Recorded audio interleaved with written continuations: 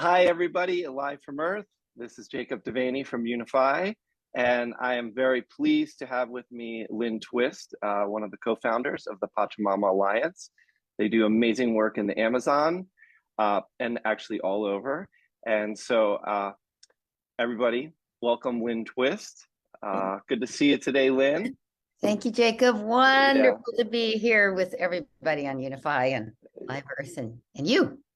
Yes, we have some amazing broadcast partners today. We have Earth Gratitude, Portal, of course, and so many other partners and individuals everywhere who are just literally part of the solutions that we're all looking for and need in the world right now. And so, yeah, it's very exciting, and it feels really great to be kind of flipping the script on the kind of traditional doom and gloom perspective of our planet and her challenges, and kind of shift a little bit more towards a new story, a new narrative. And I know that that's a central part of your work with programs like Awaken the Dreamer and just shifting our consciousness and our relationship. And I know all of that really kind of boils back for Pachamama Alliance and your work to the indigenous worldview. So I was wondering if you could maybe just kind of start out at the root. Why does Pachamama Alliance feel that, including and collaborating and partnering with indigenous voices, and in many ways letting them take lead, is so crucial and important right now for addressing our challenges environmentally? Well, thank you. Thank you for having me on, and thank you for that beautiful question. Well, it's how we got started. It's our origin. It is where the Pachamama Alliance came from. So we will never be far from our roots, which is in the Amazon rainforest, actually a particular location in the Amazon rainforest, the Sacred Headwaters region at the base of the Andes in Ecuador and Peru. That's where we were initially called by the Achuar people to come to them and be part of their initial contact with the outside world, which was a great privilege for my husband, Bill, and I, and our colleague, John Perkins.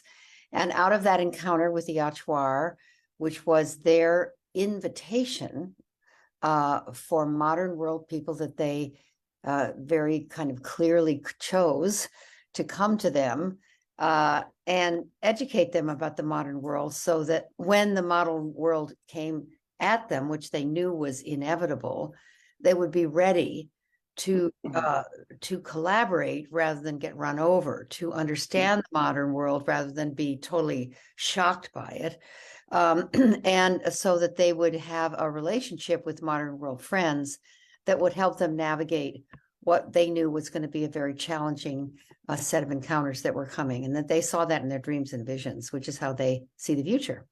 So that's the origin of Pachamama Alliance. And so we always honor those roots, because the indigenous people that we work with have a different worldview than you and I. They haven't individuated the way we do. They are more about the communal life with one another and in the community of life, which is all the other plants, animals, and species. Whereas we have individuated as a species, kind of in a kind of hierarchical above and beyond. We think we have dominion over everybody and everything. And then even within our own species, we have individuated so much that we do it almost at the expense of the community. Whereas indigenous people, their ethic is, if the community is healthy, then everybody in the community will be healthy. So they focus on the community rather than the individual. And that's not right or wrong or better or worse. It's just different. And so when you step out of your worldview and step into another worldview, which is so very rare for us, you see the worldview you came from, and you can see whether or not you really think it works so well, or you can pick it back up, or part of it, but not all of it. So part of the power of working with indigenous people is letting go, even for a moment, of the water we're swimming in, which we can't see, or looking at your own eyeballs is kind of hard, so that we get a perspective on our perspective. And that's been the source of great wisdom, insight, revelation, and empowerment for the Pachamama Alliance. Wow. Yeah, I think us humans tend to like to see ourselves in the context of each other and other humans. And it's so refreshing to be reminded, somewhere in our ancestry, we all had that understanding that's still kept today by indigenous people, which is seeing ourselves in the context of the larger web of life, the other animals, the plants, even the elements, the soil, the water, the sunlight, and so forth. And I think one of the things that really, really super attracts me to the Pachamama Alliance, in addition to the fact that you not only work with indigenous partners in the Amazon and do such amazing work with youth and travel programs and assisting the Achuar in having a kind of eco-spiritual tourism where they have basically created income streams that don't include destroying the forest, that are income streams based on educating people about their worldview. I think it's so amazing. And when you discuss kind of the modern world and the ancient world converging, it makes me think of the stories of the eagle and the condor. And we have, even right now, we're have all this technology that we can communicate with, and we're modern in so many ways, but we are we're kind of primitive in our understanding of the natural world. And so I love the idea of a partnership, because it's not none is above or below the other. We're all in a circle together. And that's, I think, if there's one thing about Pachamama that I think is so beautiful that the world can really learn from, is this model of fusing modern technology, modern civilization with ancient and traditional earth wisdom. So thank you for that inspiration. And what are some of the initiatives you're focusing on now? I know that during the pandemic, you weren't doing the spiritual travel programs as much. I do know that you have a number of different online programs, but what would you say is kind of your best foot forward for right now with Pachamama Alliance and your work? And how would you like to share that with people? Well, I'd like to share that the original mandate of the indigenous people, and mandate's probably too strong a word, it was a request, an invitation, an offer, but a pretty strong one, that not only did they want us, even though they invited us there to the Ecuadorian Amazon, not only did they want us to support them and educate them about the modern world and be their partners, so that when their first encounters came, they would prevail and succeed. But they also said, which was a really important part of what they said, the most important work you can do, they said to us, is go home and change the dream of the modern world. And this phrase, change the dream of the modern world, sort of stuck with us. It sort of was heavy on our heart. For a long time, we didn't really know how to even start. But then we just started, and we created what you're familiar with, which is the Awakening the Dreamer Symposium, Awakening the Dreamer, Changing the Dream Symposium, which we began in 2006, 2007, 2000, somewhere in there, and has been a very successful program to shift people's perception, ways of seeing who we are and the role we play on the earth and in the community of life and in the universe.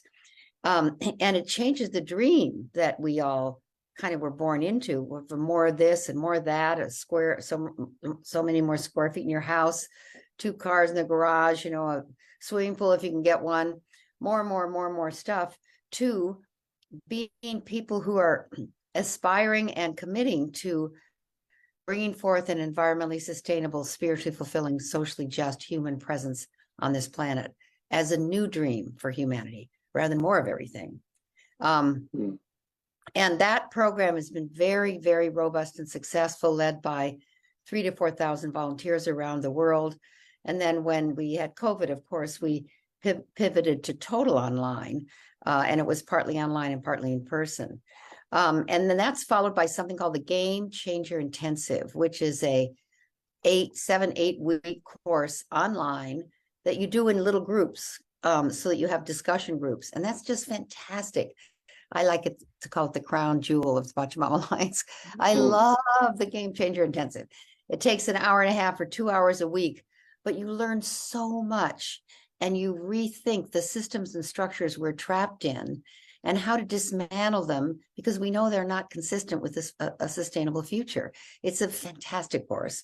And then after that, we created Drawdown with Paul Hawken and his colleagues. And after that, we have created something called, which is kind of the current couple programs. One is called the Global Climate Action Training, GCAT.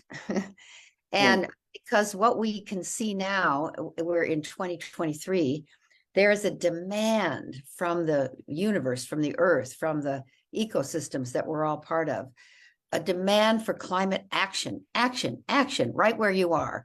Find out about the legislation in your area. Understand what watershed you're living in. See if there are indigenous people nearby that you can empower and support and learn from.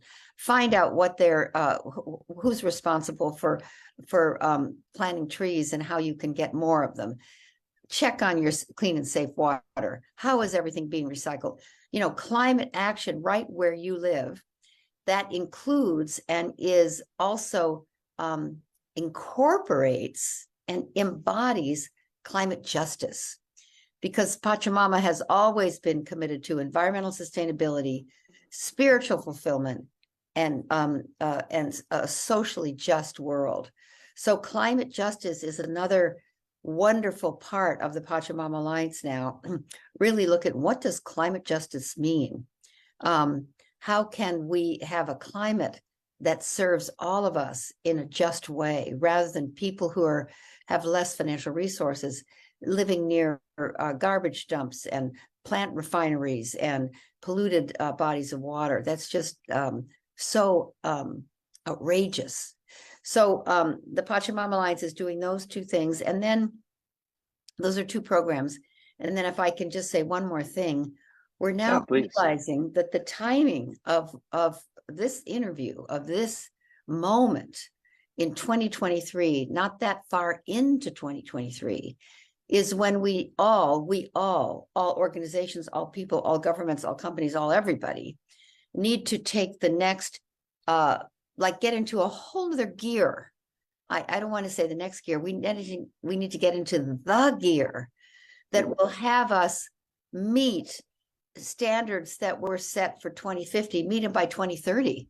In 7 years, we need to move the dial fast, because tipping points that are starting to come that are irreversible would create a kind of human misery we never could have even imagined.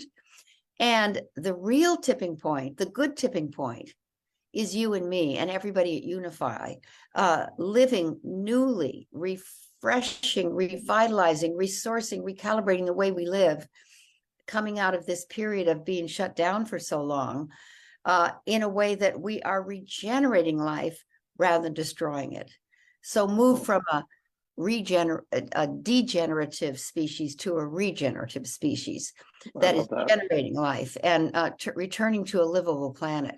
So we want to end this climate crisis, not just mitigate it, not have it not be so bad, end it and regenerate the living systems of the planet. And humans have a hand in that now, because we destroyed them. We need to regenerate them. Yeah, I love that. You know, I was speaking with Peter Fikowski. I don't know if you're familiar with him. Yes. Oh my God, we love him. He's amazing. And I think his foundation is the Foundation for Climate Restoration. Yes. And, you know, it really blew my mind, because he said to me, he says, you know, Jacob, the idea of sustainability 100 years ago would be a great idea.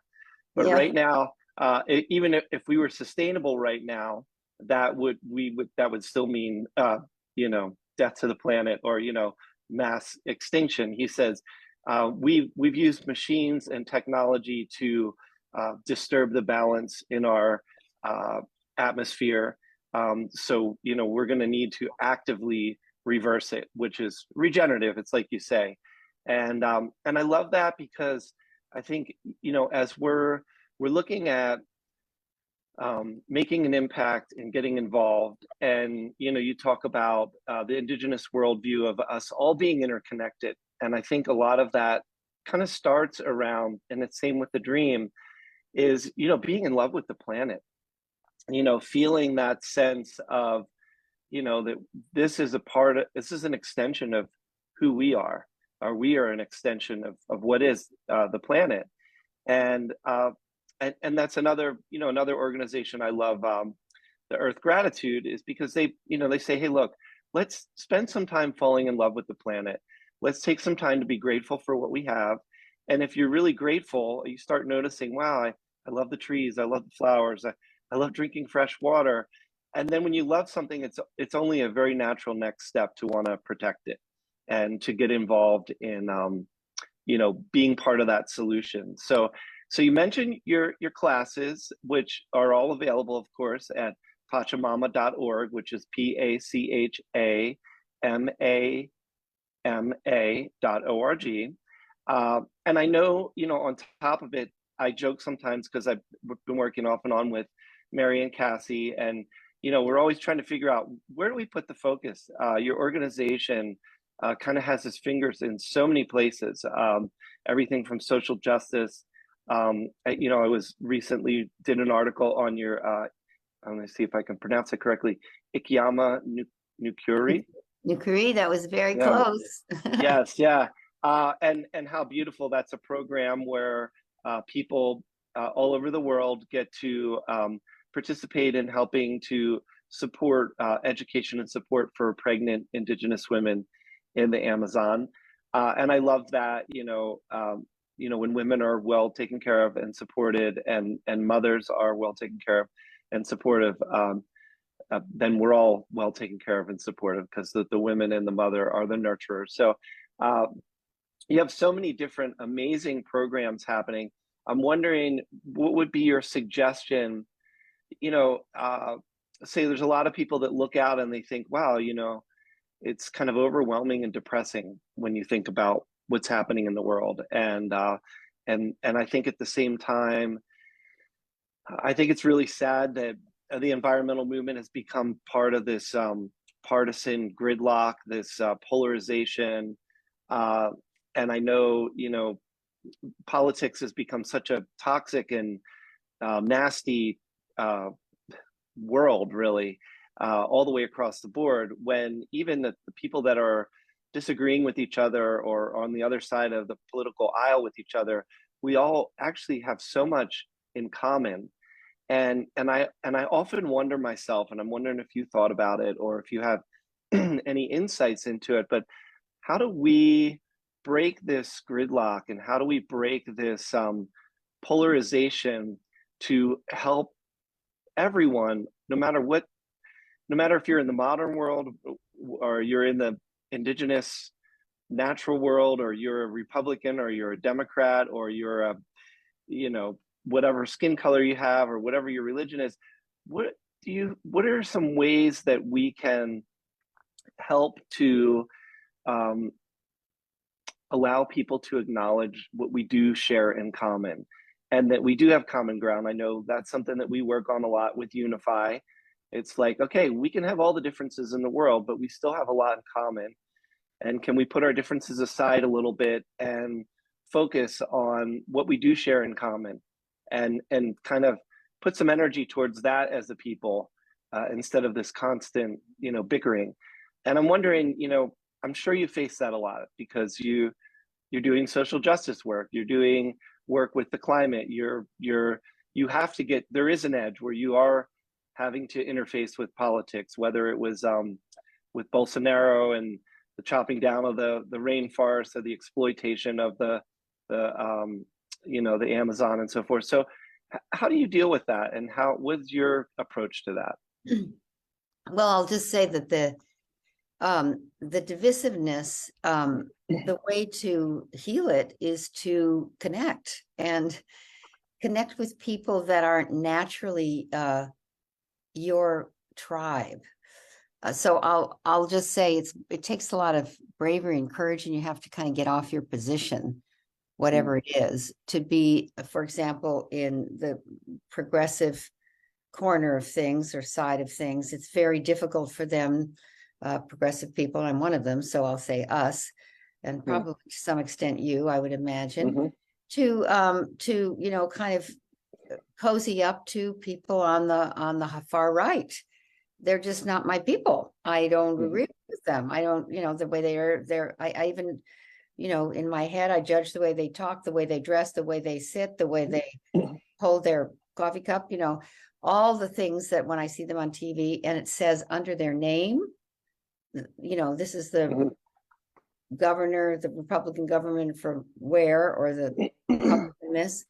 And the same thing's true from the Republican side. They see a progressive or a Democratic label on somebody, and then they can't listen to them anymore. You actually can't hear them.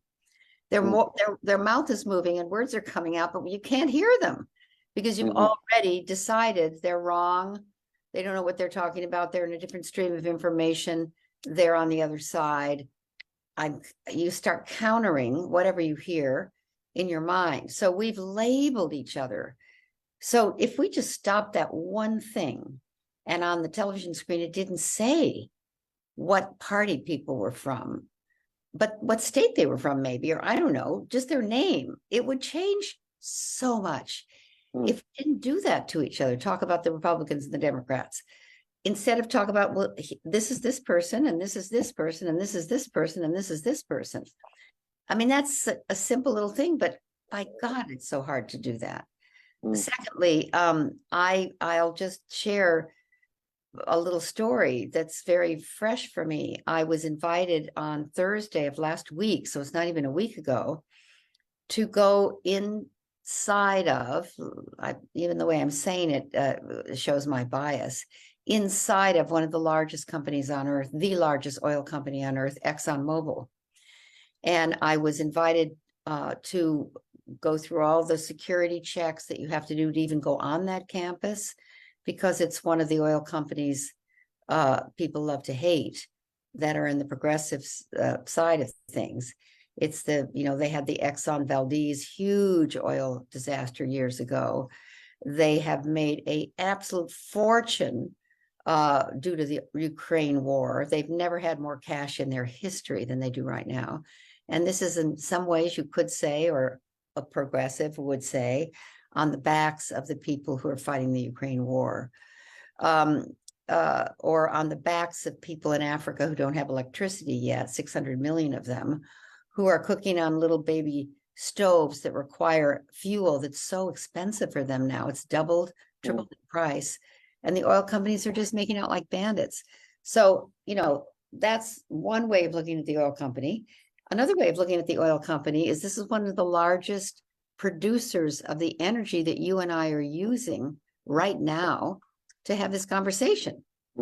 That is empowering the servers, that are making sure that Zoom works, that are putting the energy in the heater that's at my feet because I'm so cold this morning in San Francisco. That's made the glasses you're wearing and the glasses I'm wearing out of the petroleum that comes that makes plastic, etc. We could be grateful to that company. We could say, I salute you for the enormous service you provided for humanity. And I know, I can feel that you're trying to change your direction, but you're like a huge, giant ocean liner trying to make a U-turn. And it's hard to do.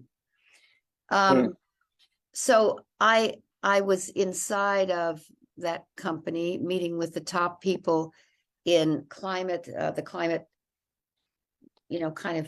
pod that report to the president, CEO, and the chair.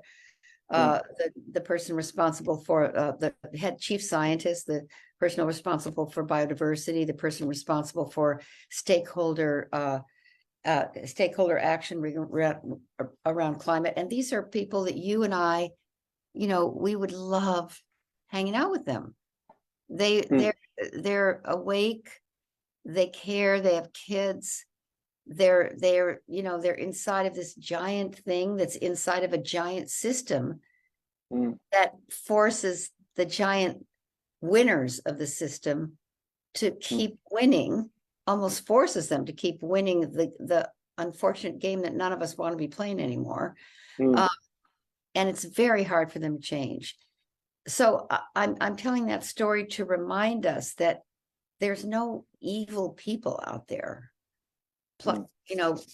cooking up a plot to get us all. No, it's a system. It's a system we're all accountable for, that we're all trapped in. It's a system that we don't know how to extract ourselves from. And you can go live in a cave in India, or you can live in an ice cave in Mongolia, or you can pitch a yurt and try to live off the grid, and people are doing that, but that's not going to change the system.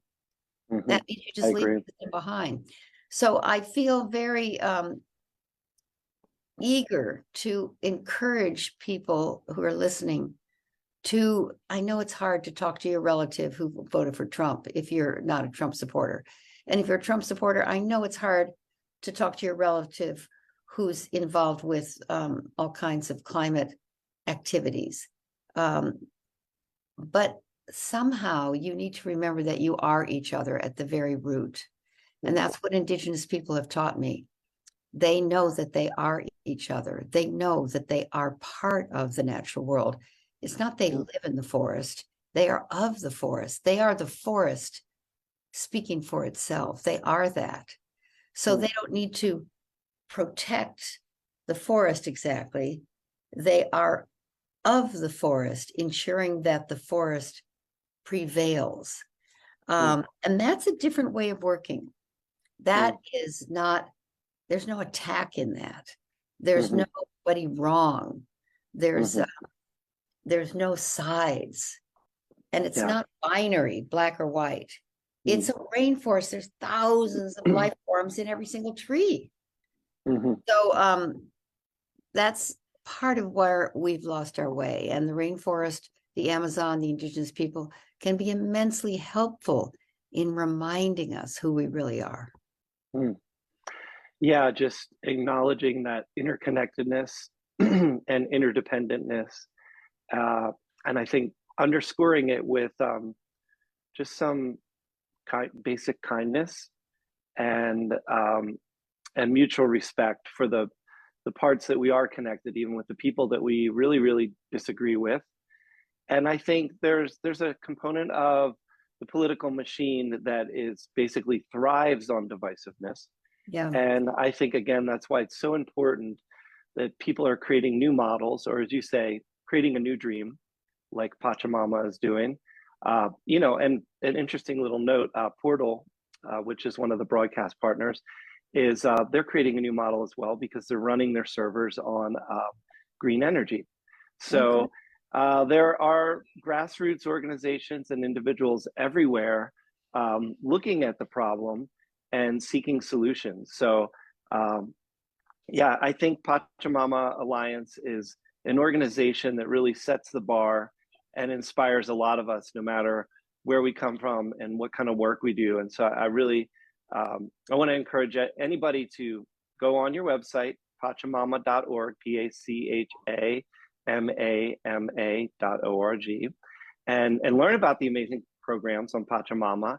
And and I want to thank you so much, Lynne, for just giving us some of your time and all of your amazing work and sharing your wisdom. If there was one thing that you wanted to kind of a little elevator pitch on your way out for younger people, or maybe people that are feeling depressed or overwhelmed, what would you tell them? As someone who's been in this battle for many years, you've walked the walk and walked the talk and all of that. What would you want to say for people as an encouraging message moving forward? Well, there's, I'll say three things. First of all, join the Pachamama Alliance, and you can do that by just signing on to our website, pachamama.org. But I also invite you to become what I call a global citizen, what we call a global citizen, which is someone who reallocates every month some portion of the expenditures you would be spending that are harmful to the Earth's ecosystems, and withdrawing money from that stream of expenditures and reallocating it to the Pachamama Alliance.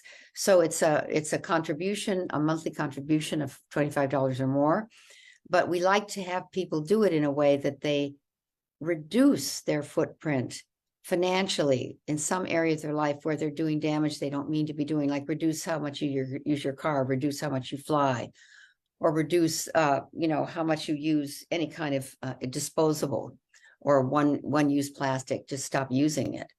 And that frees up financial resources to reallocate it to the Pachamama Alliance. So become a global citizen, and you'll get constant messaging about how to reallocate your resources in a way that takes it away from the death economy and puts it into the life economy. So that's number one, become a global citizen. You can do that on the Pachamama website. It's a monthly donation program. Number two, get into action, some kind of action where your body's involved. Because when we're in action, we're not complaining, we're not shooting down ideas, we're not whining, we're not worrying, we're in action. We don't have time for that. Get in action. In your community, take the Global Community Action Training and get in action in your community. Start a project or join a project, get yourself in action. And if you can, have it be something that involves your physical body and gets you outdoors. And then number three, commit yourself to reversing and ending the climate crisis, not thinking, oh my God, what are we going to do? It's getting worse and worse. I don't think I can do anything. Not doing that, but saying, I'm ending the climate crisis with every action I take. I wake up in the morning and I end the climate crisis in the way I live. That context, that commitment, that way of seeing life really changes the choices you make. I will not ever again use the plastic water bottle. I know too much now. I know plastic water bottles are some of the worst things that we use and throw away every day, 600 million every single day in the United States, 600 million plastic water bottles. I remember before I said this to myself, I'll never do that again. I'll never use it. Even on the airplane, when they offer me a plastic water bottle, I say, no, thank you. No matter how thirsty I am. That's only one thing, but it's simple, but you can't believe how hard it is, because you're in a hotel, you're in a this, you're into that, you're at a restaurant. Sometimes they just give you a plastic water bottle. They won't give you water. So seems like a simple little thing, but if 600 million plastic water bottles did not go into landfills and the ocean today, that would be a really good day for the world, for the earth. So take action, some kind of action. Make Pachamama part of who you are by being a contributor and actually joining the Global Citizen Program and getting messages about how to be a good global citizen. And number three, commit yourself to ending the climate crisis. And if you make that commitment, it'll change the way you think. It'll change the way you live. It'll change the way you walk on this planet. So those are my three recommendations for everybody. I love it. And, we didn't even mention this. Pachamama, what does Pachamama itself mean? It's a Quechua word, correct? The word is, Pachamama. It's all one word, Pachamama. And Pachamama means, to the Quechua people whose language it is, that's the largest indigenous language on earth, it means the earth, the sky, the universe, and all time. And for short, we can say it means Mother Earth. And the alliance, Pachamama Alliance, is an alliance between the indigenous people of the Amazon rainforest, primarily in the Sacred Headwaters region, and conscious, committed people in the modern world like you, Jacob, and everybody who's listening today. So join us. Please join us. We're all part of the Pachamama Alliance. Absolutely. Yay. Yay. Well, thank you so much. And thanks for taking a little bit of time out of your busy